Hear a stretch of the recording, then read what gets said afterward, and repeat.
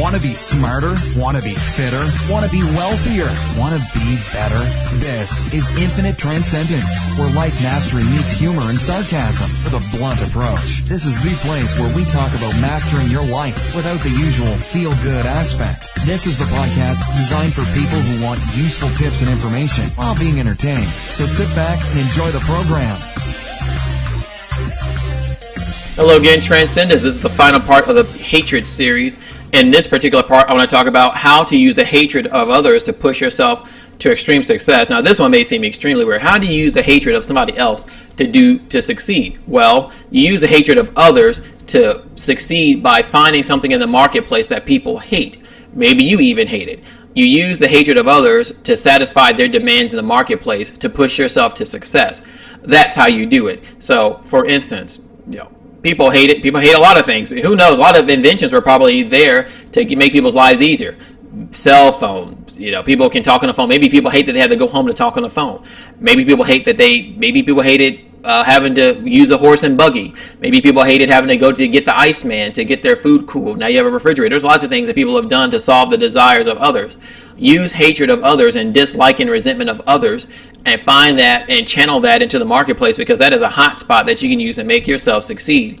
How are ways to do this? What can you do? Do some research. See what people hate. What do you hate? Maybe there's something you hate in your life. Maybe there's something you hate that others might hate too. Maybe go on Amazon. Maybe you read a lot of reviews. Maybe you see a product that people don't like. Maybe you read reviews on a product. Maybe a lot of people who do like it, but maybe there are people who say, I wish this was a little bit taller. I wish this item had something for larger people. I wish this item was a little more sturdy. I wish this product had a little bit more of this. I wish this automobile had softer leather. Or, I just hate, or I like these clothes. I wish there were more clothes that fit in my size. I wish this computer, I wish I could find an ambidextrous mouse that is high quality and doesn't fall apart. Maybe you want a better monitor. Maybe you want better recording equipment. There'd be a lot of things you want, or a lot of needs and services. Maybe I wish they had a healthier alternative to a lot of snack foods. I hate that I'm a strict eater, and I hate that I can't find the food that I want to find that's healthy, or a healthier alternative. I want to eat this. I want candy, but all the candy I find is extremely junky. I hate that.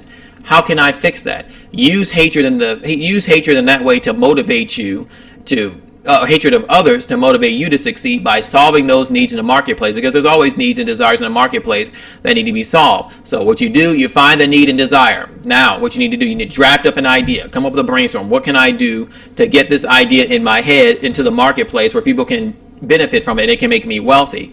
So what you do is your lean startup approach. You find your idea, you find that need in the marketplace, you start testing it. You start testing and drafting that idea. You take a test sample, you try something light and see how the market responds to it.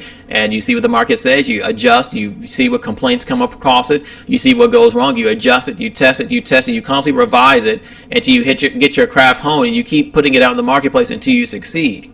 The way you do with any other product, whether it's a service, whether it's a blog, whether it's a piece of equipment, whether it's some type of entertainment. What can you do to satisfy those needs in the marketplace and to quench that hatred that others have?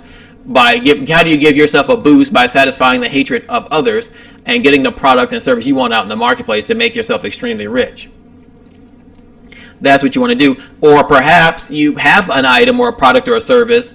Maybe you already have a business, and for instance, maybe you have a service-based business, and one of the dissatisfactions in that business is that the contractors or whatever you have or whatever's in that business are unreliable. They show up too late.